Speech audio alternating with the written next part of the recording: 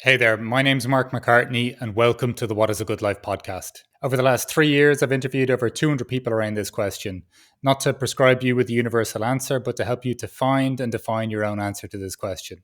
I'm hoping the guests' musings, curiosities, explorations, and processes will prompt your own inquiry into what this question means to you.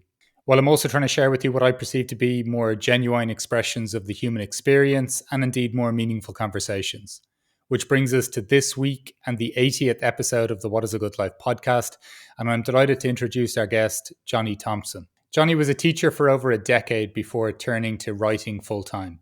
He is a columnist at Big Think, where he writes primarily about philosophy, psychology, and theology. And he is the author of 3 books. His first book, Mini Philosophy, which is an award-winning international bestseller, has been translated into more than 20 languages.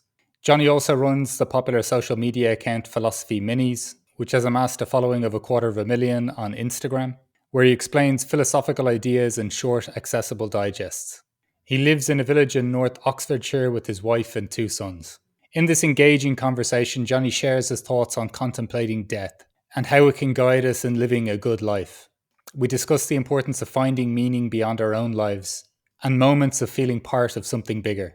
We also explore the potential impact of AI and what some of these contemplations reveal about what it is to be human, while Jonny reflects on his shift towards a Daoist perspective and how this has influenced both his path and his sense of purpose in his life.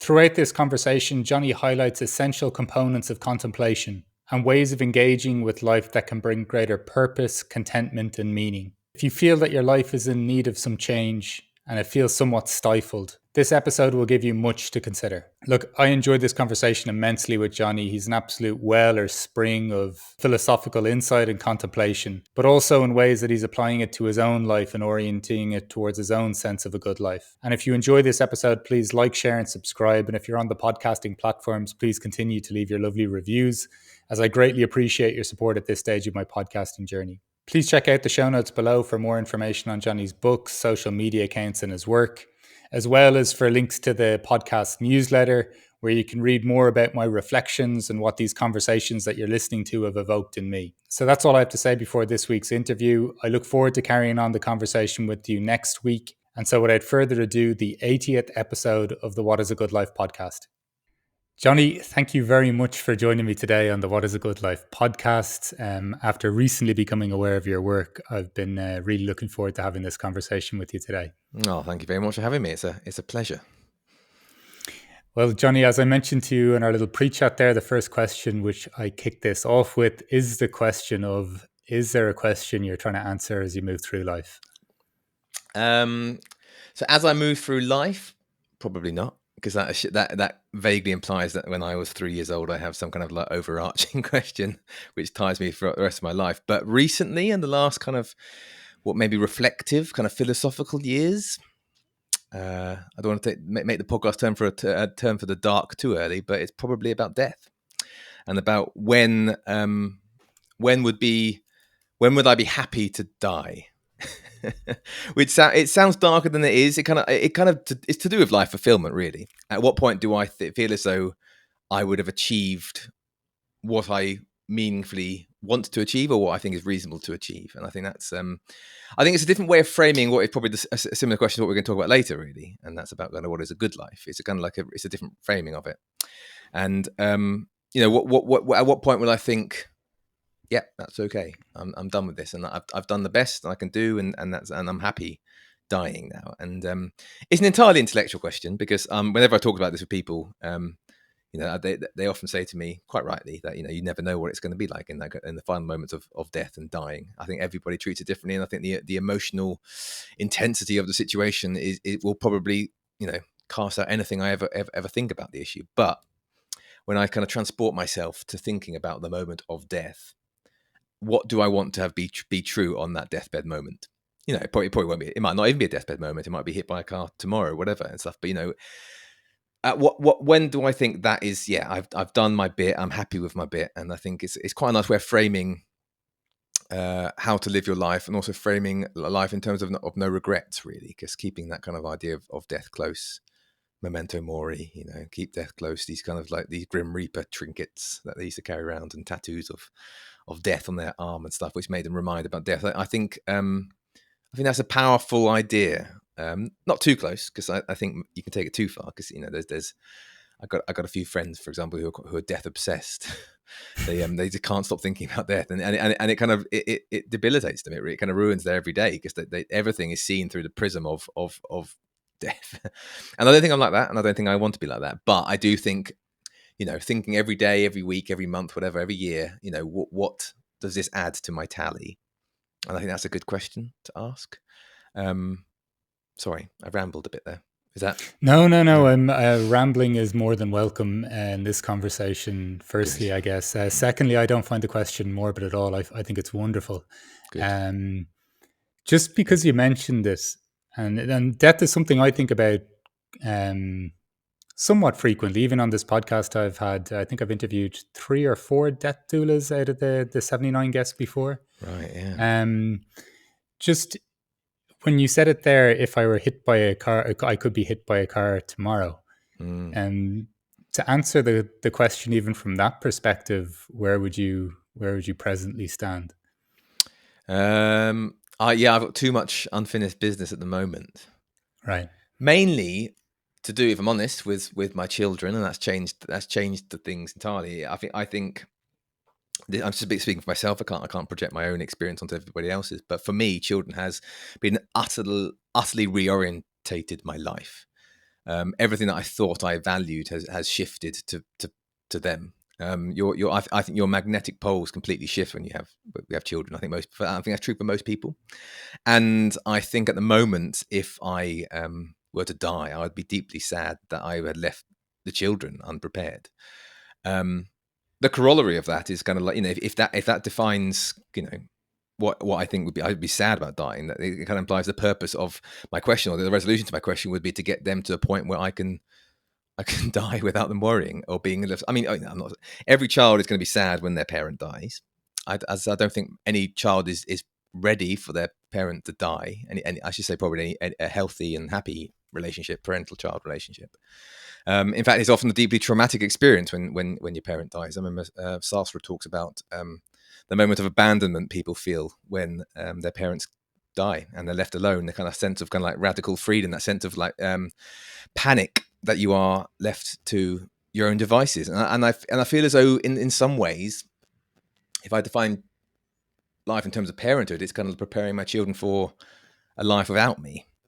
And hopefully that should be an adulthood thing. That's probably, probably not 18, like mid-20s, late early 30s, whatever and stuff. But at that point, you kind of think for at the moment, that's what kind of like, that would be my unfinished business. But then it doesn't mean by the time I'm 70, I'm going to be ready to die. I think you kind of like a lot of, from what I've spoken to a lot of kind of elderly people, not least in my family. And of course, it's called the third age, isn't it? The third life. We have over here in the UK, some are called the University of Third Age, which is this idea that you reclaim your existence after in your retirement and your pensionhood.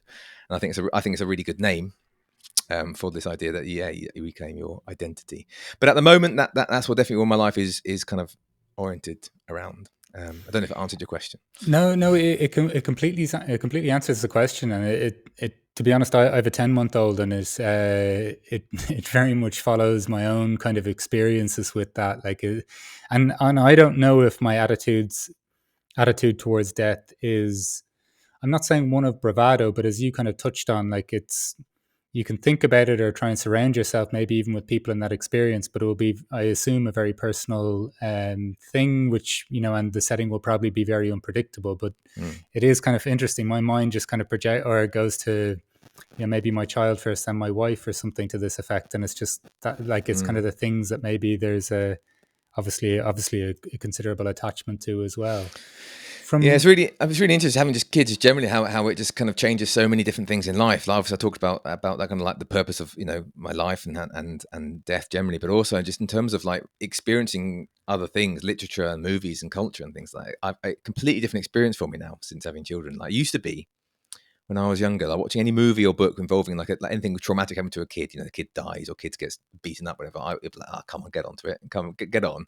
Whereas now, I'm a gibbering wreck whenever I kind of start like, don't go on, and that completely like, and obviously you can't help projecting yourself onto that experience and things, and also, I mean, I don't want to make the point too big, but I feel like generally I honestly feel more empathetic toward people by and large, because when you see, because maybe it was in part of my condition, I never spent that much time around young children.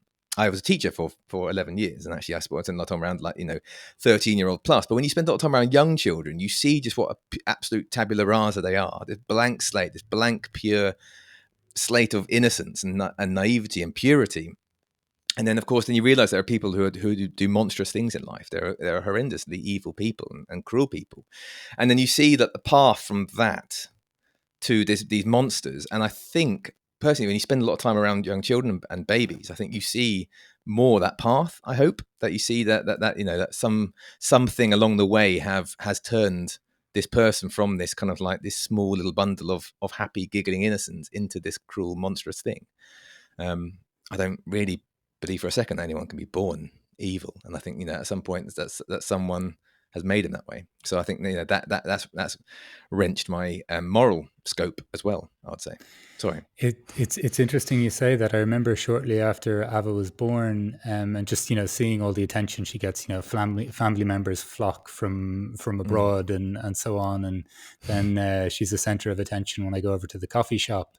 And I was just then looking around Berlin and just seeing these kind of well-worn faces and different stages of life, and almost like the lack of specialness that we attribute to a human at a different stage of life than we do this, as you say, almost this blank canvas maybe that we can project upon, but that seems so kind of bright and innocent. It makes me kind of almost reflect on the lack of, I don't know, what we stop seeing each other as well. Yeah, no, I agree, and also, of course, the sheer terror of what power you have as a parent as well. you think you're given this blank slate. You think, oh crikey, Moses, every little thing I get wrong here is going to tarnish you for life. But of course, every little good thing I do is going to build you up for life as well. So it's kind of like a supreme power of parenthood, and that's terrifying. Again, go back to Sartre, the existentialists. It's terrifying, but also exciting. Absolutely. For you, Jonny, the sense of even why death has become more in the foreground of your mind at this stage in life. Can you just even kind of give the evolution of why that's become more pressing for you? That's an interesting question. It's always been there a little bit because as I say, I've always found there's an exhilaration to reflecting on the moment of death. I remember reading a book by Tolstoy, The Death of Ivan Ilyich, which is an incredibly powerful book. I think I read it at school, actually. I think it just stuck with me forever. And then I read Tolstoy's Confession afterwards, and Tolstoy is very good, actually, at kind of like bringing you into the idea. And that book in particular really does make you think about what Nietzsche would like to talk about, this kind of amor fati kind of thing, and even the idea of eternal recurrence, and this idea that loving the condition that you have and loving this life that you are, and I feel. Yeah, I think possibly there is like an exhilaration in contemplating the moment, but also a life affirmation which comes with it as well. I mean, my mum's a therapist and my dad's a psychologist, so I imagine there was, the conversation around the dinner table probably weren't just about football and froth, but it's kind of so it's always been in the background. And I think philosophers as well talk about a lot of death, don't we?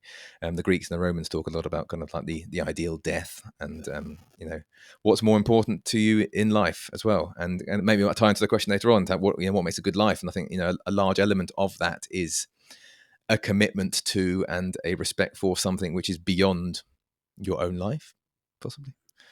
Yeah. And in that sense, for you, Jonny, the bringing in of death is a commitment to something bigger as well, then, or how do you kind of see those two dovetail into each other? Yeah.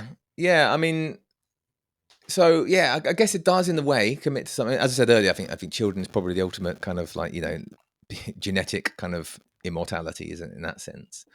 I find it hard sometimes. So I'm not personally. I wouldn't say I'm religious in the sense of prescribing to any religion. In fact, almost certainly not. And in fact, even like I'm even shying away from using words like spiritual nowadays and mystical, because I think they're so laden and they kind of hide a lot of kind of like unknown things. But I do vaguely get the idea of a kind of Hegelian view of humanity, possibly, that I kind of like see myself as part of humanity. But in terms of but that's often very rare, and yeah, I'm not sure I can answer the question fully there, because I don't really, actually. I don't think there is much beyond my life apart from my own children and the ripples that I have in my existence. And of course, those ripples will slowly dissipate as the years go on, and before you know it, no one will remember me. Is it Hemingway? Hemingway, didn't he, said that there are two deaths, isn't there? The bodily death, and then the moment that the last person says your name ever again, kind of thing. It's powerful. It stays with you, and it was true. Eventually you'll become. Even my kids will remember me. The grandkids, they'll remember me after that. Grandkids, I'll just be like a name on a family tree, and then before you know it, I'm just like gone. Sorry, it has turned a bit dark, but No, not at all. Again, I shall say, in the sense of, I don't know what my great grandparents did. No, yeah. I don't know their names. Like, I'm sure it wouldn't take me long to ask someone in my family about a family tree, but I can't tell you their names offhand, nor what they did. Well, and I think sorry, carry on. And just when I was reflecting on that, I was like, wow, yeah, whatever about if you go on to achieve some level of notoriety in life, but just the fact that your own family, just a few generations removed, may have no idea who you were. It's quite humbling in a way. Well, this is what I mean. It's something that Kierkegaard talks about a lot in his writing, because he talks about the idea that Hegelian view of looking at humanity kind of like misunderstands what it is to be a human in that moment. You're kind of zooming into the person who's got their own problems and stuff. And whenever I used to teach Kierkegaard, I used to talk about the idea of, like, when you do history, you talk about like the 13th century French peasants, as this kind of like this generic grey faceless blob. But actually, you're zooming into a house somewhere in 1246 Rouen or whatever, and there's someone who's worried about the harvest. They're worried about their children. They've got like a gammy knee, all of these kind of problems, and everyone starts it off again afresh. And I like that perspective. I do like it a lot. So I had an idea recently, a couple of years ago, with my uncle, who's also a writer. And we thought, I thought it might be a fun idea to collect all of the snippets we have of our family members. Let's say, John Thomson, born in, Dundee in 1742, served in this army, died on this place, and then try and like fictionalize their accounts and try to like create like just a narrative about them, and then try to do that for as many family members as possible. Obviously, it wouldn't be much, a couple of thousand words or whatever and stuff, and then collect them as like a body of, the fictional stories of the Thomsons. I think I might go back to that idea. Actually, I think it's quite a good idea, because if nothing else, I'm very attracted to the family tree thing. It's such a cliche. I'm such a cliche. There comes a point when you get older, you just start like becoming obsessed with like genealogy and going on kind of like what's the other ones? These websites where you can find your family trees. Yeah. And now I'm like that as well. Yeah. But we have got one. The Thomsons have got a family tree in the family somewhere. And we got this big family chat on Facebook, and occasionally one of us will want to see it, and it's kind of like some kind of sacred relic that one household has it. And it's like, does Peter have it? Does Jamie have it? Does Julia have it? Who has this big family tree? And occasionally we just like stare at it and then realize where we came from and stuff.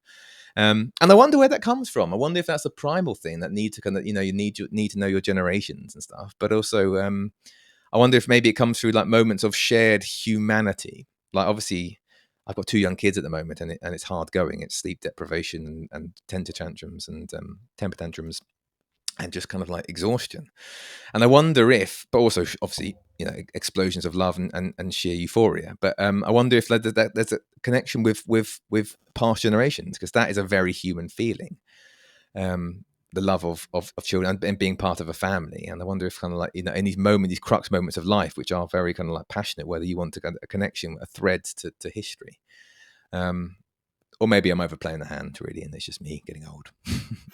But for you and that, because I think there's it's sometimes when I've contemplated like or somebody says to me, well, they get their meaning in life from their children, for example, and wherever anyone gets their meaning is more than it's more than okay.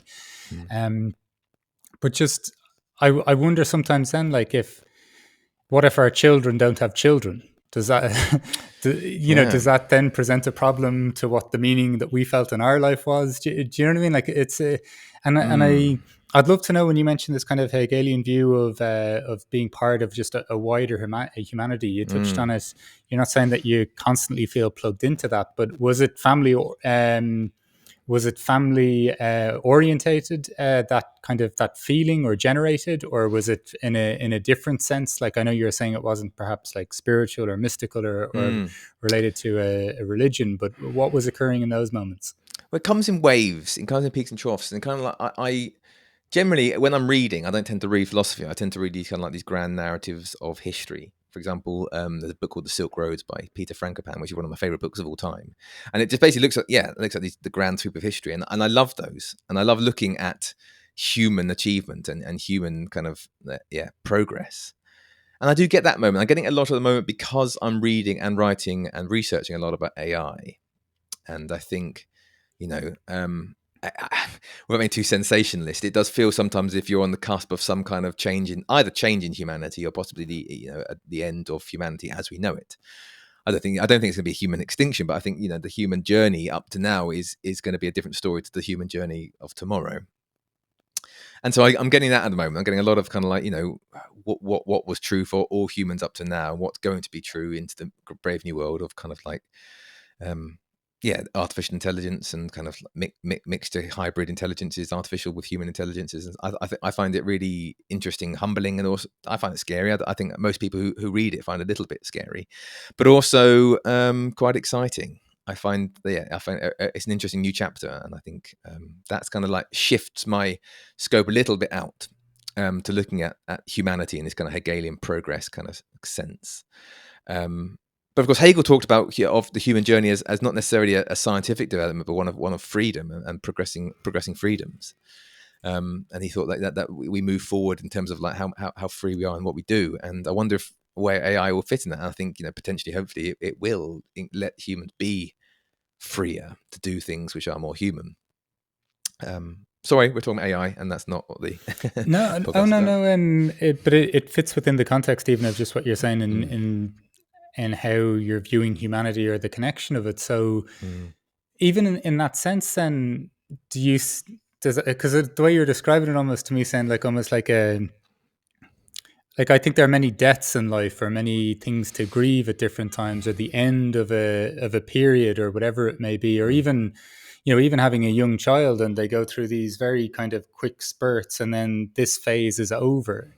mm. um when you were just saying that there, I just kind of had a sense of like humanity as we know it may end this way, but like from your perspective, like just what are some of the things that like maybe make you optimistic or that could make you fearful even around what you're currently exploring in that field?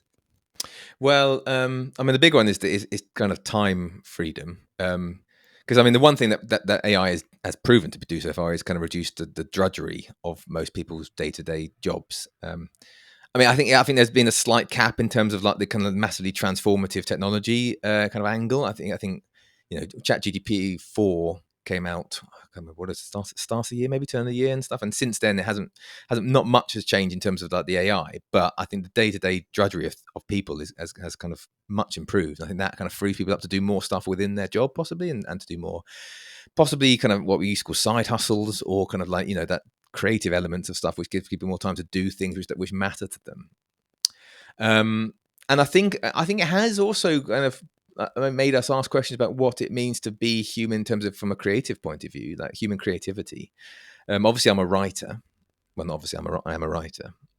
It's my day job. And when AI first came out, I think it'd be a silly writer not to be a little bit scared about kind of what it does. If you look at the stuff they're doing, they can produce copy in seconds. They can produce like plausible and intelligent sounding kind of copy within a second. And I think the question of what matters to me when I'm actually consuming media, I think that's important. And that kind of a lot of people talk about that. I saw a quote recently is try not to read books or articles, try to read authors. And I, obviously, as an author, I would say that I've got skin in the game. But I feel like that, it's always been that way. I think that Tolstoy talks about this when he talks about what is art. He talks about this kind of like a bridge or a connection between people. That if you're reading a book or or watching a painting, it's not necessarily between you and the painting, you and the book. It's between you and the person who wrote it. And that spanning across generations kind of talks about, we talk about Hegel really. It's like, when you watch a Shakespeare play, you're crossing, you're time traveling back into what Shakespeare was writing about, what the people at the time were worried about and things. And I think that's really important. And likewise, I think paintings can do that. So I think AI has made us question about what art really means and what the human creative spirit is. But I have to say that I'm definitely more inclined to the techno-optimist side. I think if, again, I'll talk about history, and if you look at most of the grand sweep of history, most technologies throughout time have, after an initial period of disruption, ended up improving human life considerably. It's happened obviously with the printing press. It happened with electricity. All of these big things. The only ones which are on that kind of cusp of was it good or bad is probably something like the atomic weapons, and splitting the atom. We haven't quite harnessed atomic energy enough to warrant the possible Armageddon that could be World War III. And I wonder if that's a cost benefit analysis on that one. But I think most technologies throughout history have benefited humanity in the end, and I think AI is going to add to the long list of that personally. But yeah, I'm not an expert in the field. I'm a philosopher looking at it from an amateur kind of like point of view, and that's what I think, and that's my intuition. But I'm sure someone else will say different. What does what do you think it does, or what has it made you reflect on the sense of human creativity, and even with that connection between creator and then audience? What's your kind of initial kind of impulse towards that? Well, there's two parts that really. One is what I said earlier about the connection with humans. That when I'm reading a book, I'm talking to another human. What the human's imagination or the human's emotions through words and stuff, and that kind of vaguely matters to me. That I'm reading somebody's kind of opinion. And the second point is that kind of like the indescribable, slightly kind of what the Japanese call wabi-sabi, this kind of like this brokenness to human art sometimes, that it's not perfect, that it's often it's a chipped teacup, isn't it? That there is something a little bit off about kind of AI work. Sometimes because it's too perfect, because it doesn't quite match the kind of the frailty of the human condition. But that's a teething issue, and AI will quickly learn how to game it. When I was a teacher, essentially, if you want to work out what the future of humanity is, look at what kids are up to and stuff. And that they within days they worked out the games. Because if essentially if an essay is clearly a university degree level kind of production, you think, well, this is clearly written by ChatGPT, isn't it? And then of course they change the prompts to being like, every third line put a typo in, or in every second line get a fact wrong, and it does it because that's its job to do. And so AI will get better at mimicking human art. It's almost there now, to be honest. And at that point, it matters about what is behind the curtain. I think and that has to matter. But I suspect it'll be a bit similar to what we're seeing in terms of production, in terms of like the big mass production movement and stuff. We have massive cheap toys and cheap kind of productions of everything plastic in your room is probably made in a factory in China, and that's great. It's cheaper and it's more convenient and it's made the world much probably net better. But yet there is a whole kind of like a wing of artisanal products that you can buy something more expensive from someone who works down the road. You can buy like genuine leather products. You can buy stuff which was handmade by someone making wood. And I think that will matter to some people, but that's probably quite a negative view because not many people do that. I can think in this room there's probably about, I think that is maybe about 3 things which are probably handmade, I imagine. And I think something similar is probably going to happen with AI. That the things which are human made are going to become fewer, but probably more valuable for it, I'd say. Do you think that there is that there's and I'm not saying that our felt sense of it could be, 100% accurate. There's so many things that are volatile within us, and the day that we may be looking even at the same piece, we could feel something completely differently. Mm. Do you think there is some sort of felt sense of humanness to something like that, like some sort of authentic trait to it, or like just a felt sense of connection that is fundamentally between two things that may not be able to be replicated, or do you think that that's far too optimistic for of Yeah, our no, sense of humanness? that's a good question. No, I mean, in terms of it, kind of works both ways, doesn't it? Really, that one is the person who's produced the media, and what's their intention to what kind of emotions they want to evoke, what kind of meanings they want you to elicit. And I think that obviously with AI is going to be very different. They can artificially produce that, and they can make it like it sounds cynical, but they could do it by rotes. They can follow these kind of these story narratives. The whole kind of separation, initiation, kind of return. That's Joseph Campbell's kind of myth arc, isn't it? They could do that, and they can make a story, and they could elicit certain emotions from you. But then, of course, when you are the reader or you are the consumer of the media, you always bring a sense of yourself to the equation. You always bring yourself to it, don't you? And actually, it ties back into what I was saying earlier about having children. Is that when you return to certain books with certain life experiences and certain different ways of appraising the world, the books actually have a very different meaning to them. So whenever when people always often ask me like what books to read and recommend philosophy books or even kind of like literature to read, and I suggest some books, and often some kids who are honest enough, they used to come up to me after and say, "So I hated that. I couldn't get it. Dostoevsky. What does that mean? Simone de Beauvoir. I don't get it." And I said, "Fine, that's absolutely fine. Just go away, put it away, and come back to it in about 4 or 5 years." Because I genuinely believe that everything that is at the moment considered a classic is a classic, but it requires you to be in the right headspace and the right probably life space to appreciate it. And I think with AI art, obviously that's the same thing. So they're producing a piece of AI art, but what you are as the consumer, where you are at, I think you'll experience it differently. And that's being seen as well in terms of how we're consuming even media at the moment. I think if you're reading something produced by AI, I think you probably engage with it a little bit less. But then I think that's also a trend which is in the last 10, 15 years anyway. I think people just don't seem to read or care about text anymore. It's just on a screen. It seems kind of desensitized from you.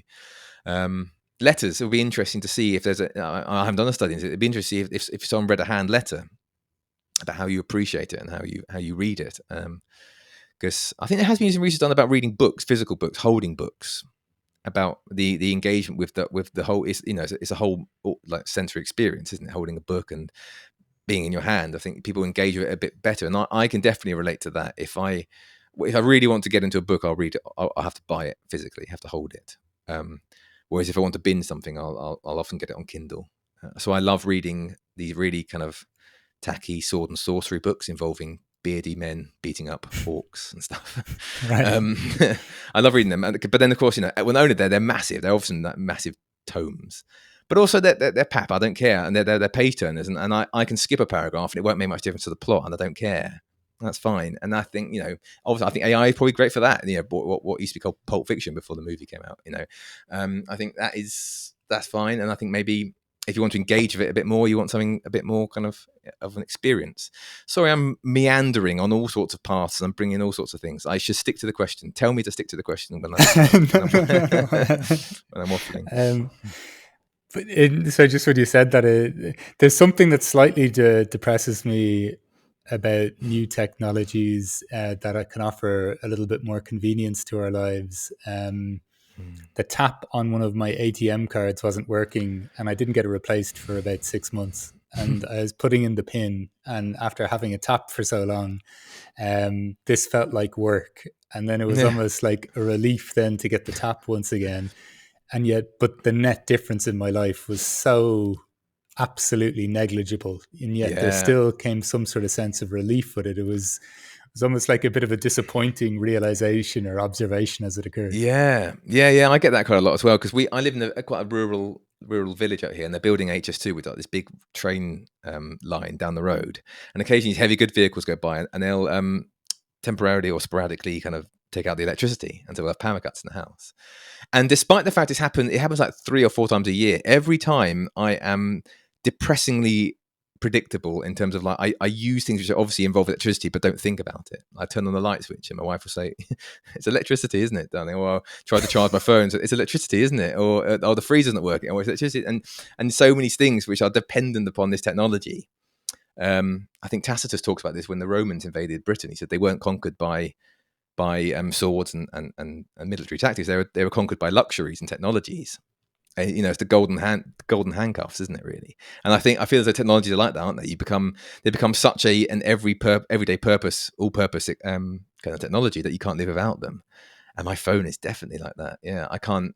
So when I was growing up, I can still remember about 3 of my best friends' phone numbers, and I can barely remember mine now. And that's how bad I think. Well, not bad. That's just how technology evolves, and and roads and back passages and routes around my hometown. I could tell you every nook and cranny in my hometown growing up, because when I was a 17-year-old with my first tiny little golf car with like a one engine, and I can remember all the little roads going around and stuff. Whereas now, Google Maps for everything. Everything is we're plugged into the system, aren't we? Yeah, I'm always optimistic, kind of. There's something in me that's very optimistic about humanity, in the sense of like it's not to look away from the drudgery of existence or the monstrosities of things that we can contribute in or be complicit in. But I don't know. I think there's something incredibly adaptive about us, and I don't know. Even going back to what you were saying earlier about even tapping into a wider sense of a connected sense of humanity, almost to make sense of things, or even if it is just appreciating the brevity of this life. By as you were mentioning earlier, the ideas of contemplating death. I don't know. I still think there's magic even to be found in the confrontation with something as even what we could be perceived to be as kind of final as death. And so, for some weird reason, that always keeps me kind of optimistic. Yeah, no, I agree with that. Like, yeah, the incredible adaptivity of humanity and the human brain, and the neural plasticity of our brain. That one of the best things about us is not just the size and power of our brain; it's the fact it adapts to an incredible array of situations. That we can. I think Dostoevsky even talks about this. That if you find some you can. A man is, I can't remember what the quote is, a man is a creature which can adapt to almost anything, or something. It's something along those lines. Yeah. And I agree with that. And I think that is something, it's heroic, isn't it? That we can. Obviously I can't. I'm very pampered in my North Oxfordshire house, but he wasn't. So if he says it, I believe him. Just, I hijacked one of your initial questions earlier with asking you to contemplate your death by getting knocked down by a car tomorrow. Yes. But I just wanted to go back to that initial thread where you were kind of just contemplating death, even in what you would like to achieve in this life. Where is that investigation for you at this point in time? Like, I know you mentioned how this shifts even with kids and so forth, but just on the wider lens that I think you were kind of referring to at the time, how is that kind of evolving for you at this point?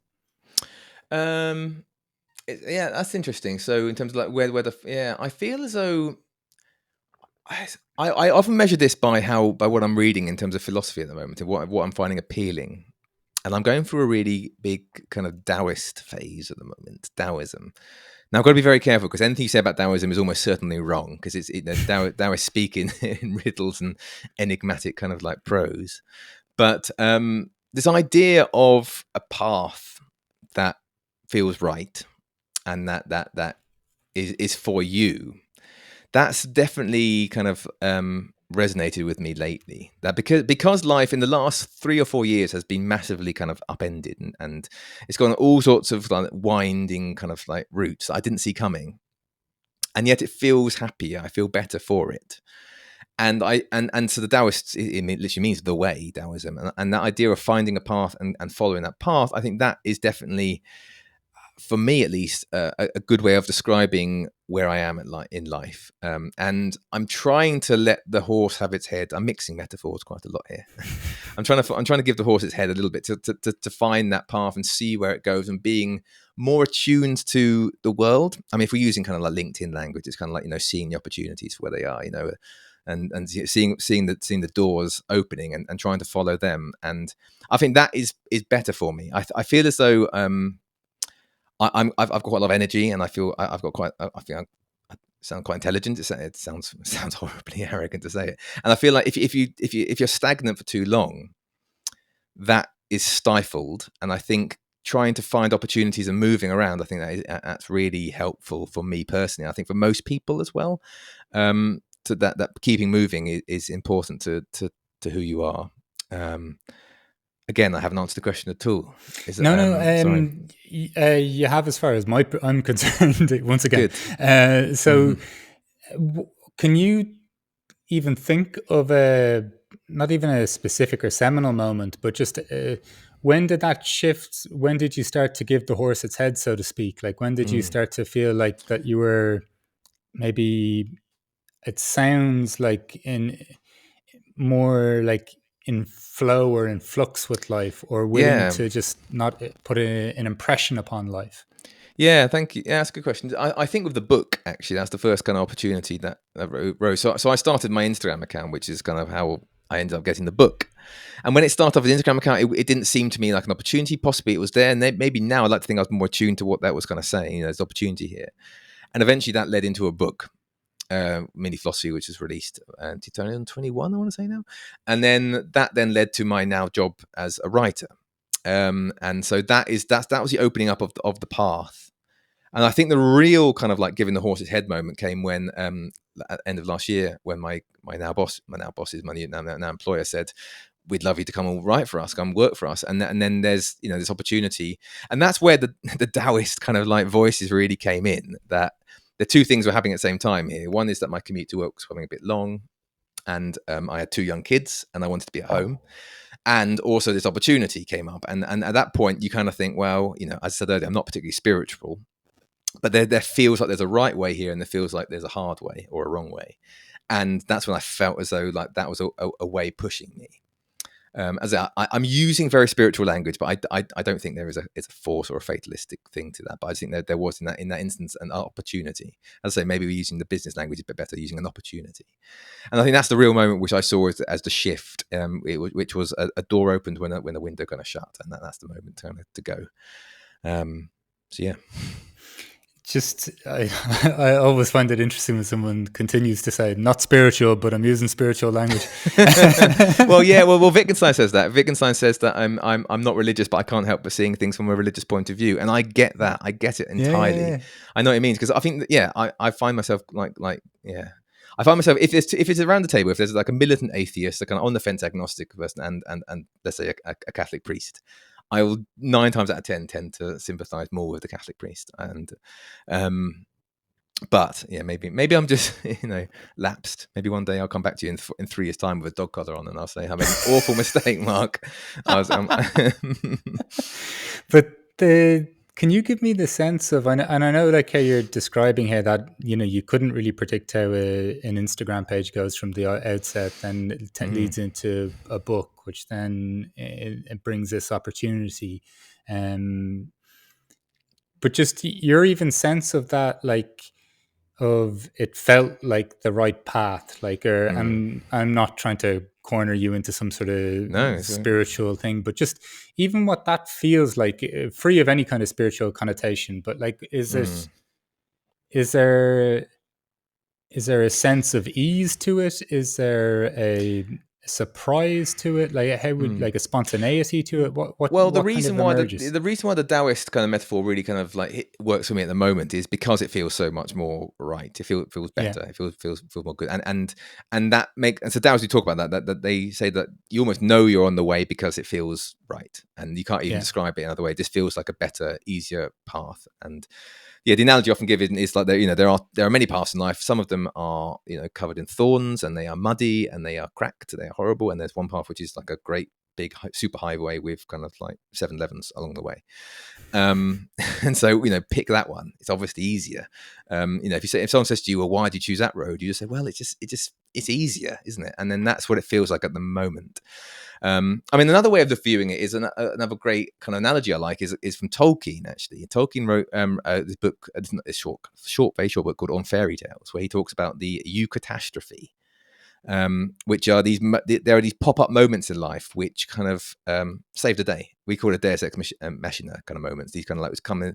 I mean, in Tolkien, a big wizard coming in, or like a big lightning bolt from Thor, whatever. It's a moment which comes along and completely changes your life for the better. It kind of shifts you.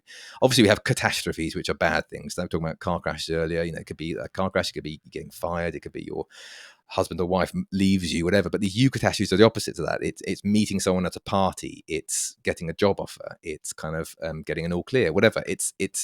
And I think those are equally as important, if not probably more important to life. And Tolkien frames it in his talk when he's talking about hope.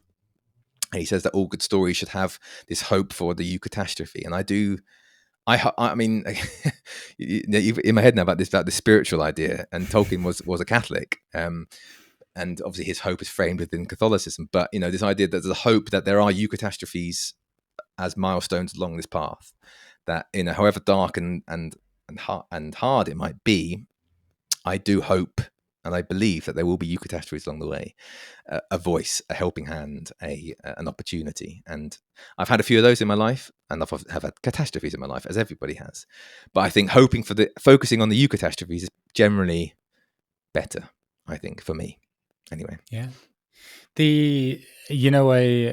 I'm always intrigued as well just by that sense of a voice. And I don't mean it as like a big booming voice coming from up on high, like I don't know, even if it seems like a fragment of myself that maybe I'm ignoring or whatever it may be. How do you kind of perceive that sense of a voice forming or informing? Yeah, no, I agree. Yeah, I think that that voice is, and then that language is ancient, isn't it? It's biblical. It's Old Testament. A voice from somewhere. And Freud talks about the same thing. Whether you talk at the bubbling up of your unconscious in dreams and jokes, or whether you call it a voice from somewhere, or whether you call it a burning bush talking to you, nature talking to you. I think people tend to resort to either spiritual language, as we've been doing. They tend to resort to poetic language, or they talk in terms of like unconscious language, this idea of psychodynamic forces. I think there's just as much empirical evidence as for all three of them. I think even Freudians, I think, would probably put their hands up and say there's not much evidence for it and stuff. But yeah, I definitely do not believe that means they are nonsense. I believe that there is a truth to it, and I think the reason why a lot of people latch onto Freud, despite the fact he has no kind of real empirical evidence, he's not a very good scientist, is because what he does is give a veneer of scientific a veneer of scientific respectability to an ancient spiritual idea, this idea of a voice coming from somewhere, a path, and that's what I do as well. I mean, yeah, as you say, maybe in 2 years' time I'll come back with a dog collar and I'll be different, but at the moment I do think this kind of like unconscious pushing. And Aristotle talks about a telos, your purpose moving forward, and the human purpose within you somewhere. We don't talk in that language anymore, but I think I probably annoy every philosopher in the world who studies Aristotle, but I think he's probably getting at a similar thing. This path, or this purpose, this way we should be going, or this unconscious voice. I think they're all getting at the same thing, really. Yeah, I do too, and I think it points to for me personally, anyway, because these are terms that I kind of would regularly kind of contemplate, at least. But I do think that they're pointing to a connection with something that's alive. Like, even if it's echoes through time, like, you're saying that this is almost like quite ancient language or ideas, whether it's something an unconscious, like, that we're not paying attention to, or that still is alive, that we're not looking at, or we're not engaging with, or even just the liveliness of life that, in your specific example, again, like, you can't really predict the way that this life can turn. And you mentioned the word freedom earlier. Like, I do think that there's a real joy to this, if you can have some degree of freedom in one's life to even just entertain some of these pulses or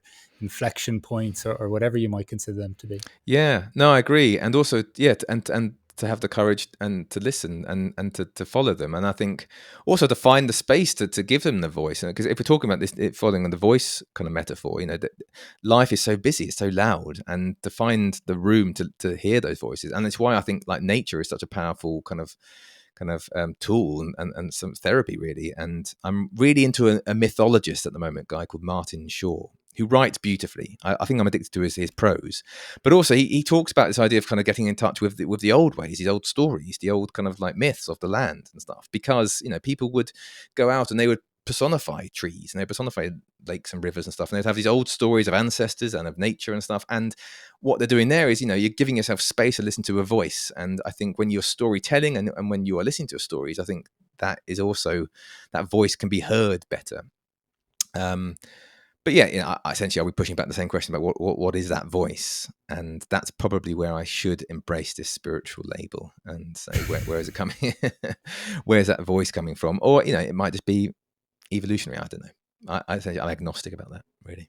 Yeah, yeah. And sometimes I wonder even if the pinning down of it or the naming of it is all that necessary. I think it's. I think I once watched an interview. I forget, someone was interviewing Ricky Gervais, trying to corner him into saying that he was religious, or he believed in God, but he was just pointing to all the things in nature that he cares about.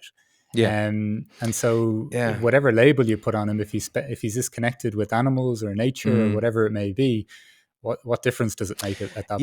And I think possibly that's why I'm really attracted to this Taoism at the moment, because they embrace that kind of enigmatic nature of it, that kind of intangible. It's like grasping water, isn't it? And because they live in that grey wobbly space between black and white, and I think that it's uncomfortable, but it's also truer to the human experience, I think. And second, you do label it, definitely do. Second, you do write it down, I think then it starts becoming somebody else's voice and not your voice, or the voice, if we're doing more religious. That that resonates a million percent with me. That's a very mathematically correct expression, 1,000,000%. But it really does, because I do think that there is, whether it's Taoism or whatever other traditions that look to just to get us to engage with that that pulsing, moving sense of life, and even the realization that sometimes when we label things inherently, we also kind of deaden them a little bit, because we've fixed them to a particular spot, or unless our meaning or our relationship with that word is also in flux, well, then maybe not so much. But I do think it does bring us into, if we do, like I may sound a bit trite, but the only permanent is change, and everything is in flux, and everything is, to bring it back to the very start of this, like we talked about death, and then we also talked about children and birth. Like everything is being born and dying, and it's this continuous cycle. When you were talking about earlier, whether it's a Hegelian view of looking at us as a total humanity or not, maybe there's some consistency with that, but there's all these smaller parts of that are kind of being born and passing on as well. Just also in the sense of the conversation, just when you were reflecting on the importance of death, and wondering what the importance of this life is, the focus of it, the reflecting on children and how that completely changed your kind of magnetic poles in life and makes you focus on different things. The importance of, as we touched on briefly, just freedom, and then creativity for you, and what that means, what that may even mean in an AI sense, or what that may lead to future unfoldings of life. But then more recently, even this sense of Taoism, finding the path, feeling that you're on the path, that feeling like there's a voice that accompanies that, the sense of kind of almost seems like being at home in this life, whether there's fluctuations in mood within that, but there's there's kind of a comfort that comes with operating, or being allowing or accepting of that grayness or that uncertainty as well. And obviously just so many really fascinating, interesting reflections or nods to different schools of philosophy or thought as well. Really intrigued to ask you, Jonny, the question of what is a good life for you? What is a good life for me?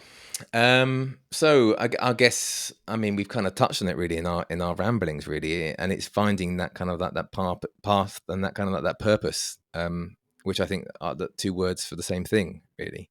I mean, I have to put my cards on the table and say I'm essentially I am a signed up Aristotelian in this. That I believe that Aristotle's Nicomachean Ethics got almost everything right, with a dash of a guy called Alistair McIntyre. who kind of updated Aristotle for the 21st century, I think. But yeah, no, I believe that there is a certain kind of purpose to humans, and I think there is a certain thread and telos to us, and I think we have to kind of like get in touch with that. And I think a good life for me is the eudaimonic life, and it's one of flourishing and fulfillment. And I think it has very little to do. It's often contrary to the hedonic life, which is one of pleasure. That I think when you look back on the greatest moments of your life, the moments of greatest success, or we might want to call glory, we don't use that language anymore, or even supreme kind of happiness, I think they're often not happy, so pleasurable in themselves. And so I think I'm looking for that kind of like eudaimonic happiness. And I'm doing a lot of research into this at the moment, actually, because I'm hoping to spin it into a new book. I can't really talk about too much because it's going through the legal grinder at the moment. But yeah, I'm hoping to talk about this. The idea of eudaimonic happiness as being the most important thing in anyone's life. Does that answer your question? Yes. Could you just briefly give us a sense, just from your personal perspective, what would fall under the sense of eudaimonic happiness for you? Okay, yeah. So it's committing to something or someone beyond your own biological life, I would say. To find something which matters more than life itself. I think that ironically redefined your own life. And yeah, it could be religious, it could be parenthood, it could be friends, it could be whatever. But I think that kind of commitment to something is really important. And I think Kierkegaard talks about this quite well when he talks about in his book Either Or. He talks about the difference between an aesthete and the ethical sphere, the aesthetic sphere and the ethical sphere. And he talks about the ethical sphere is a step, it's a commitment, and he ultimately ends it with the religious sphere, which is a further commitment to God. But I don't think necessarily need to go that far. I think you need to kind of commit to something. And I think Aristotle talks about it as well. He talks about virtue, committing to the life of virtue, which is what then feeds into Stoicism, because Stoics talk about that a lot. Talk about the idea of living the virtuous life as being one of commitment. And I think that's, as I say, at odds, or at least kind of accompanying pleasure, but not for pleasure's sake. Yeah, I think there's just in what you've said there, I think that kind of, well, that speaks to me a lot. Obviously, the question for this podcast is, what is a good life for you? So it's a very individual thing. But I think that distinction between, obviously finding something that is bigger than us, then also just this, not just this fixation on what brings us pleasure in the moment. So much even of just what you were saying there around as well, of finding a sense or sense of purpose to our lives. And I do get a sense at times as well that is, just as you touched on earlier, either getting into nature or listening. I do believe that there's something more ancient within us, or even just that we're maybe perhaps that's part of our blueprint, even as for the individual, that if the more we cultivate spaces to listen to that, I think it has a profound effect on our sense of a good life. So look, Jonny, I agree. Thank you so much for joining me today on the What is a Good Life podcast. I've really enjoyed it, and I'm very grateful for your time. Oh no, thank you for being such a good listener, good questioner, and it's been really, really fun. Thank you.